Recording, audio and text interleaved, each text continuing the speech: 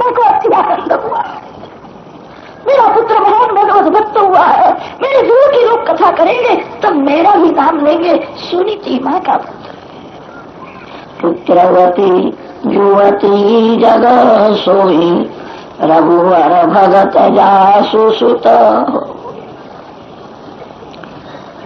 ध्रुव को राज्याभिषेक किया है, ध्रुव राजा हुए हैं।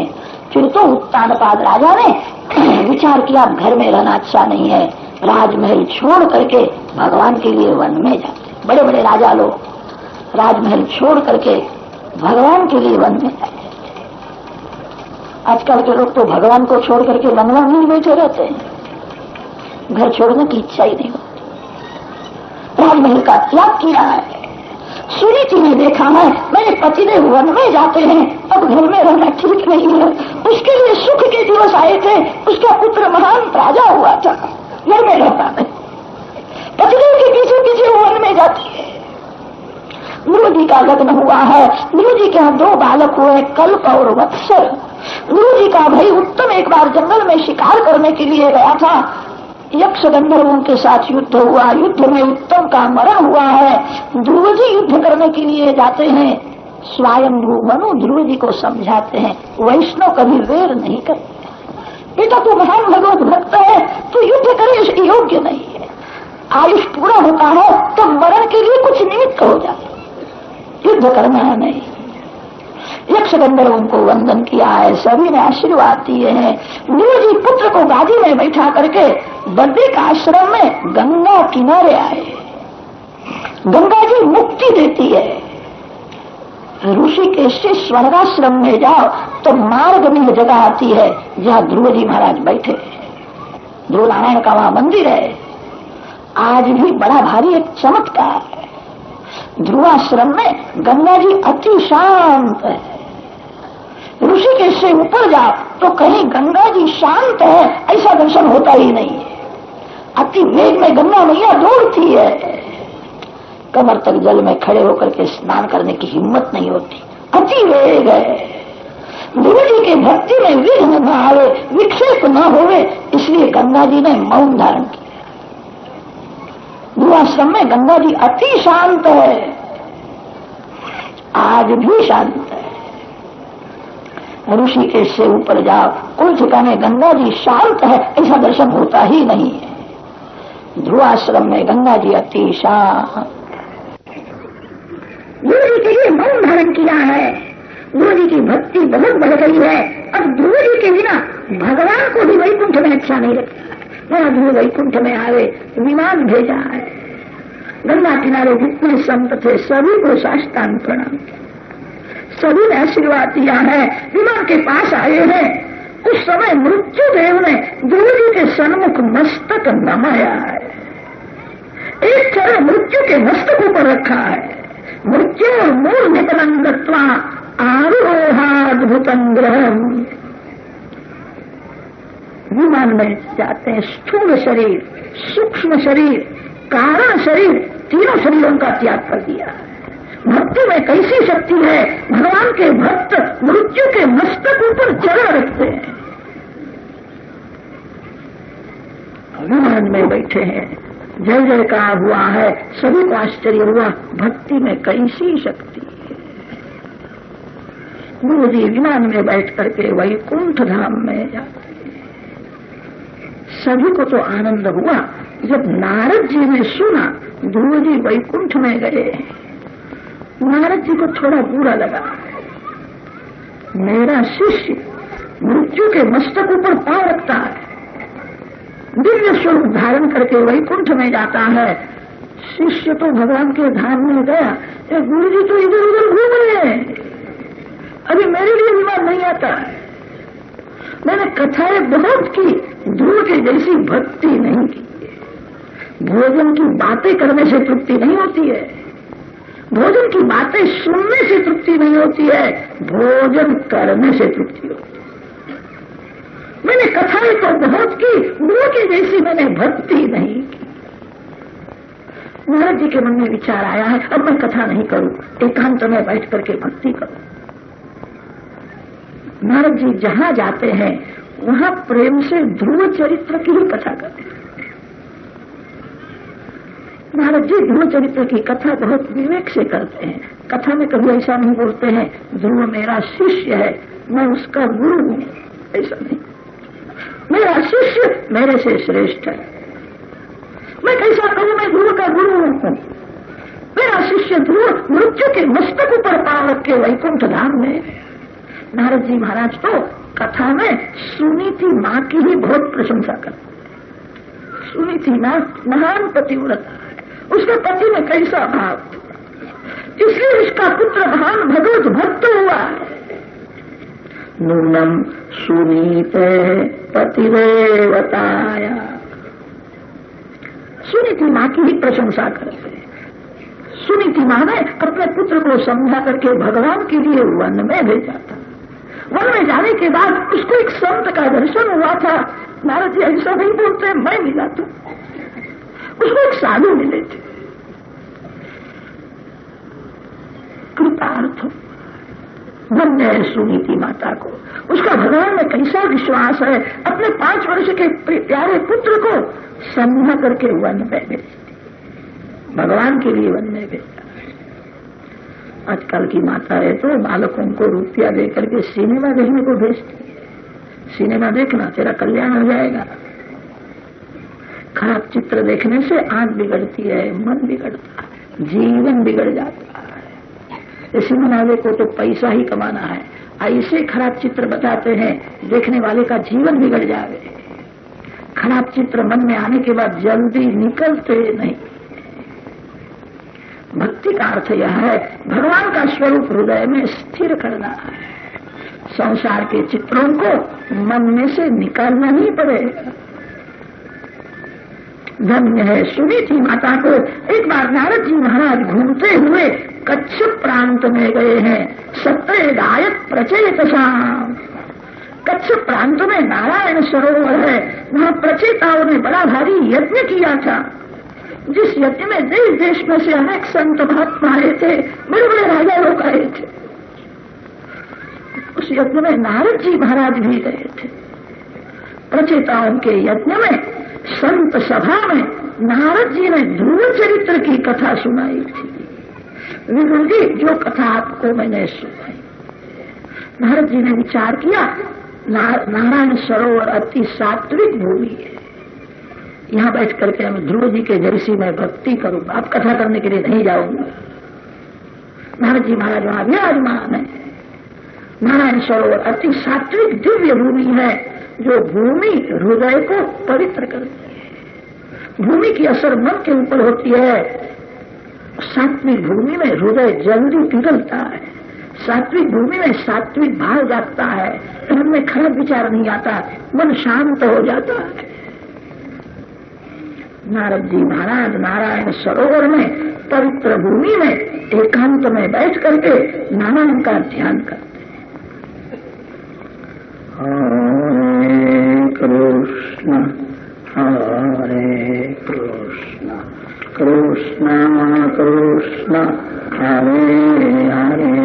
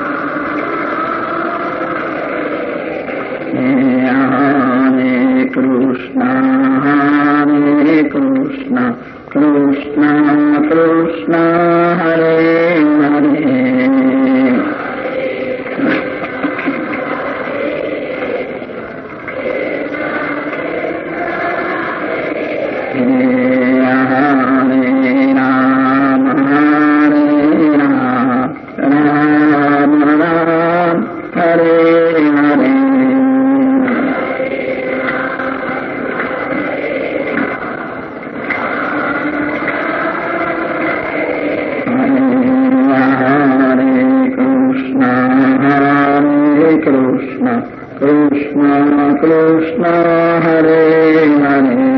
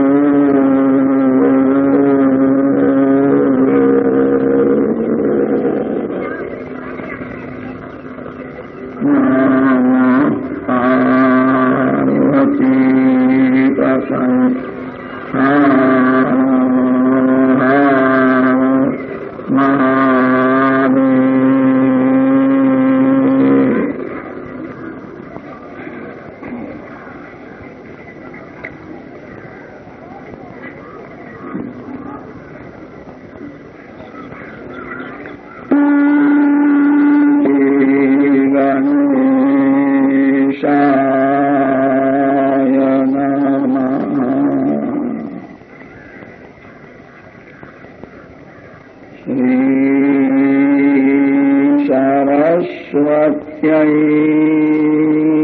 नमः। श्री गुरुभ्यो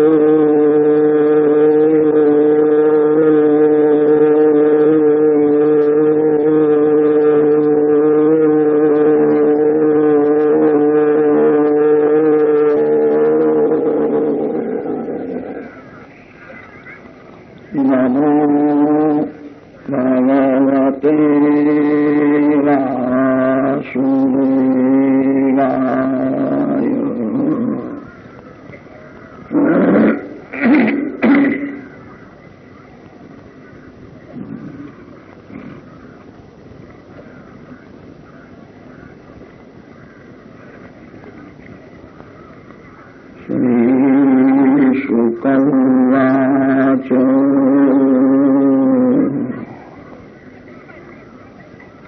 निशम्यकौशारविरूपवर्णितम्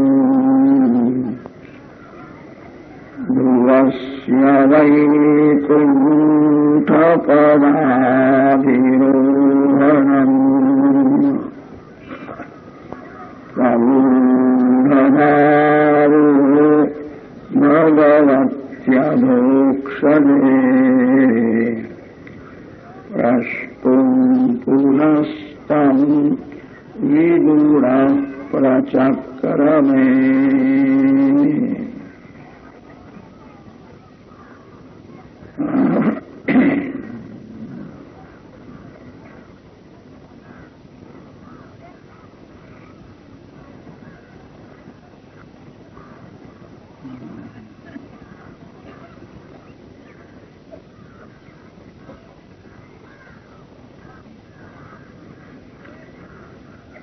परमात्मा श्री कृष्ण चरण का आश्रय करने से जीवात्मा निर्भय होता है। जिसको भीति है उसको शांति नहीं मिलती। मानव की बुद्धि अल्प है, जीव की शक्ति बहुत कम है। अल्प शक्ति अल्प बुद्धि होने से जीवात्मा को भय लगता है। मानव को ही भय लगता है ऐसा नहीं है, स्वर्ग के देवों को भी मृत्यु की भीति है। आज ठीक है, अंतकाल में क्या होगा? मृत्यु से सभी घबराते।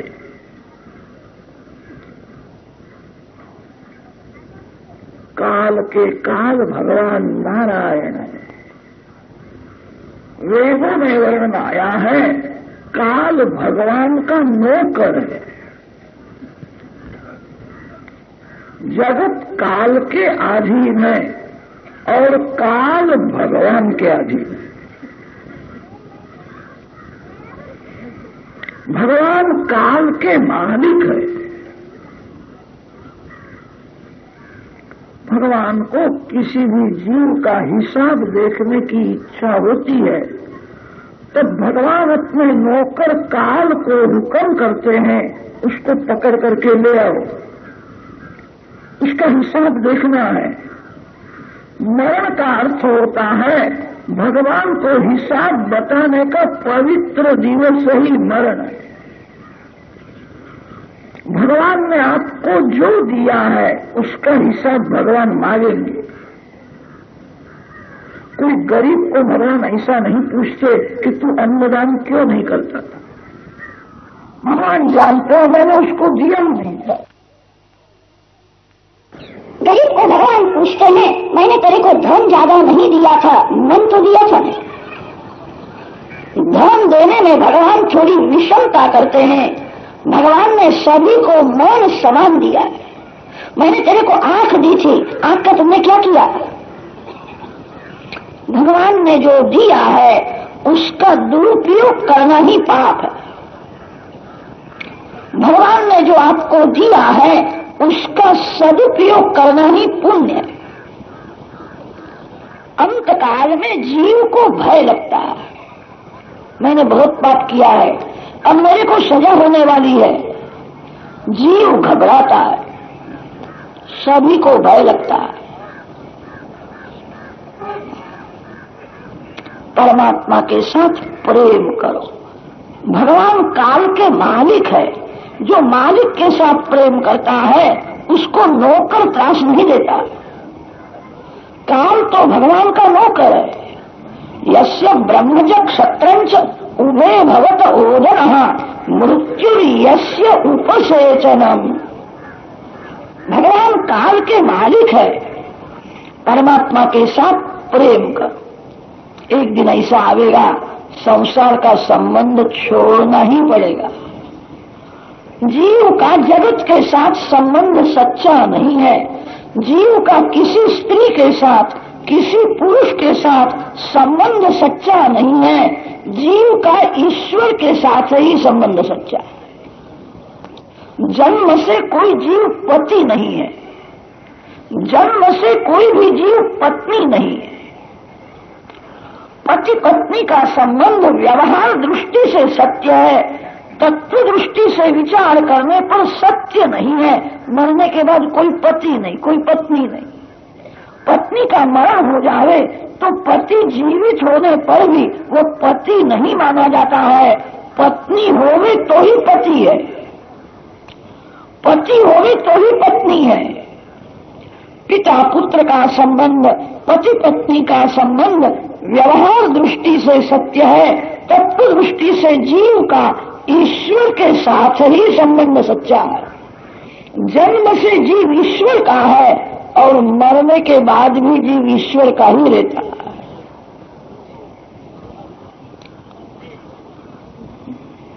परमात्मा के साथ संबंध रखने से भक्ति बढ़ती है। भगवान को मानो, परमात्मा के साथ कोई संबंध रखो, परमात्मा को पिता मानो, आप पुत्र हो जाओ। परमात्मा को मालिक मानो, आप सेवक बनो। व्यवहार में लोग श्रीमान के साथ संबंध रखते हैं।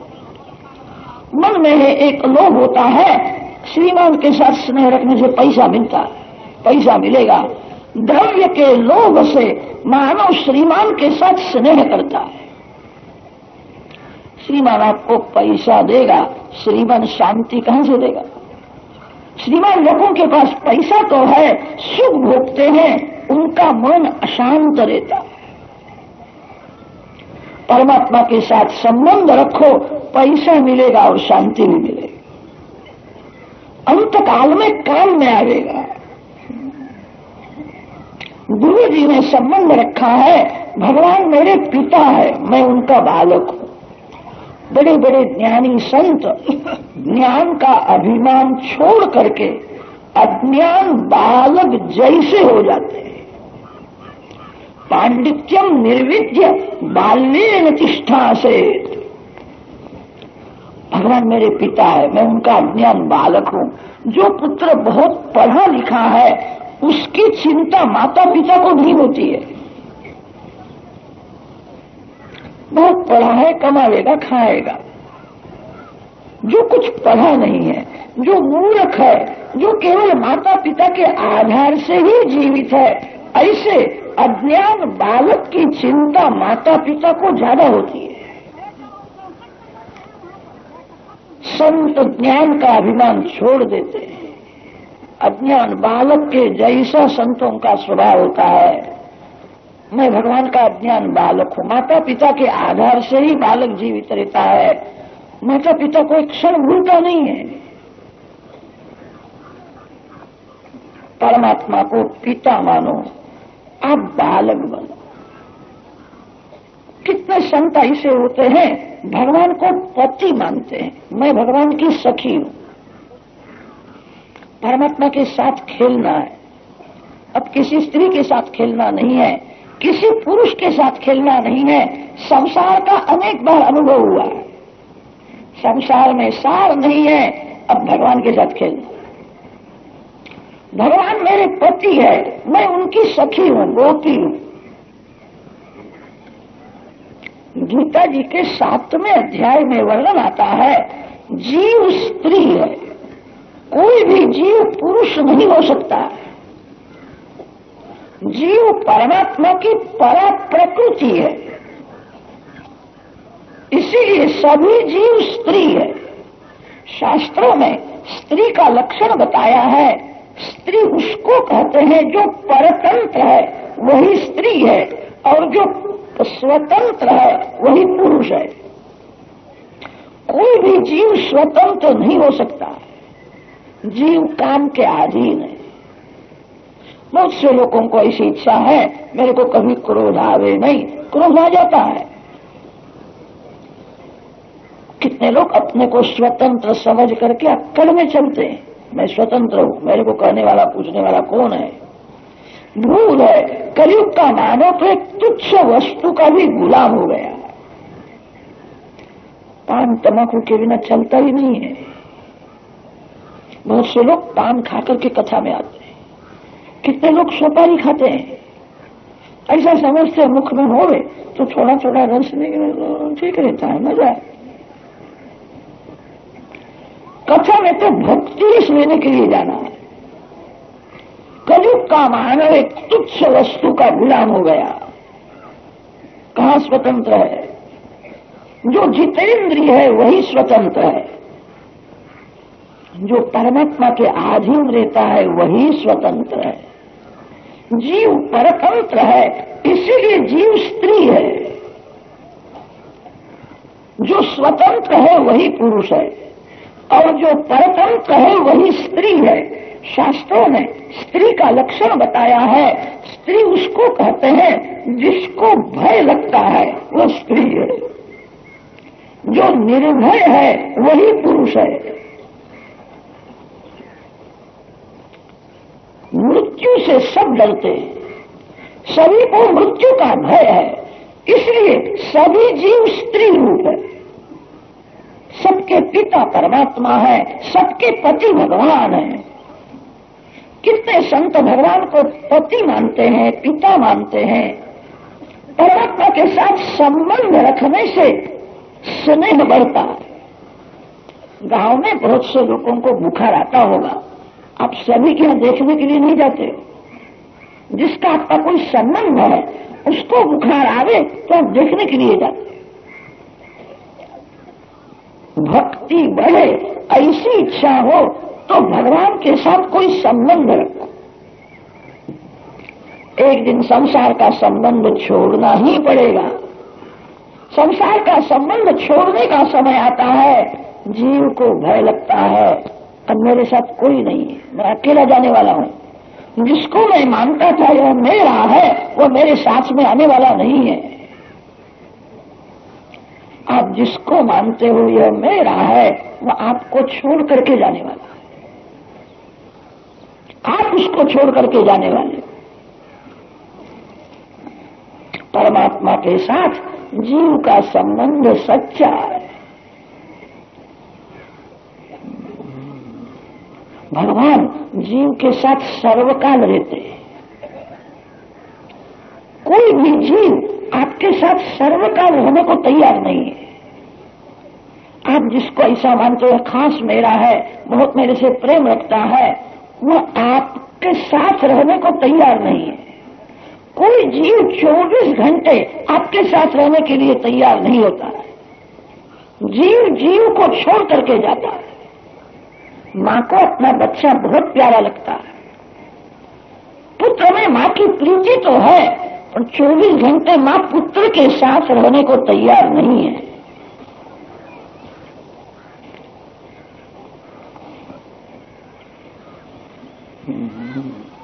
पुत्र जहां बड़ा हुआ, माँ ऐसी इच्छा रखती है अब मेरे को छोड़ करके स्कूल में जाए, पढ़ना चाहिए। माँ पुत्र से अलग रहती है, पुत्र में माँ का प्रेम तो है। सर्वकाल माँ अपने पुत्र के साथ रहने के लिए तैयार नहीं है, मेरे से दूर जाए, पुत्र खेलने के लिए जाए, ऐसी माँ की इच्छा होती है। पति पत्नी में अतिशय प्रेम तो होता है, अतिशय प्रेम होने पर भी पति के पत्नी 24 घंटे साथ में नहीं रह सकते। कदाच रहे तो अच्छा लगता भी नहीं है। जीव के साथ सर्वकाल भगवान ही रहते। कोई जीव आपके साथ सर्वकाल रहने के लिए तैयार नहीं है। जीव का ईश्वर के साथ ही संबंध सच्चा है।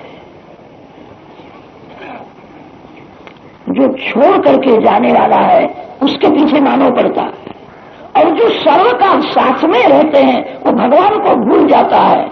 यही बड़ी भारी भूल है। सर्वकाल भगवान जीव के साथ में रहते हैं। भगवान आंख को देखने की शक्ति देते हैं। भगवान आंख को देखने की शक्ति न देवे तो आंख होने पर भी मानव अंधा हो जाए। भगवान कान को सुनने की शक्ति देते हैं। भगवान कान को सुनने की शक्ति न देवे तो कान होने पर भी मानव बहेरा हो जाता है, सुनता ही नहीं है। सर्वकाल भगवान जीव के साथ में रहते हैं। जीव को भगवान बोलने की शक्ति देते हैं, देखने की शक्ति देते हैं। सर्वकाल भगवान ही साथ में रहते हैं। जीव सो जाता है तो भगवान साथ में रहते हैं। भगवान सोते नहीं है, जागते हैं, जीव का रक्षण करते हैं। निद्रा में कदाच कान में कोई जीव जंतु जावे तो मानव की क्या दशा होगी? कान खुले रहते हैं। निद्रा में जीव का रक्षण भगवान करते हैं। जीव सो जाता है, भगवान जागते रहते हैं। भगवान जागते हैं, इसका एक प्रमाण है। रात्रि में सोने से प्रथम थोड़ी भक्ति करो। गादी में बैठ करके ज्यादा नहीं तो आध घंटा भी भक्ति करो। भगवान के नाम का जप करो, भगवान को वारंवार वंदन करो, भगवान की थोड़ी स्तुति करो। आपकी कृपा से आज का दिवस आनंद में गया। मेरी ऐसी इच्छा है कल 4 बजे उठ करके मैं आपका ध्यान करूं, आपके नाम का जप करूं। मेरे को 4 बजे उठना है। आपके भगवान को ऐसा कह करके आप सो जाओ, भगवान 4 बजे आपको जगावेंगे। करके देखो। भगवान को कहना मेरे को 5 बजे उठना है, भगवान 5 बजे आपको जगावे। भगवान तो जगाते हैं। आजकल सवेरे थोड़ी थोड़ी ठंडी पड़ती है तो रजाई में मजा आती है। मानो जागता है तो भी बातें करता है। जागता था, जाग करके तुमने क्या किया? कुछ नहीं, बड़ा अच्छा। जागने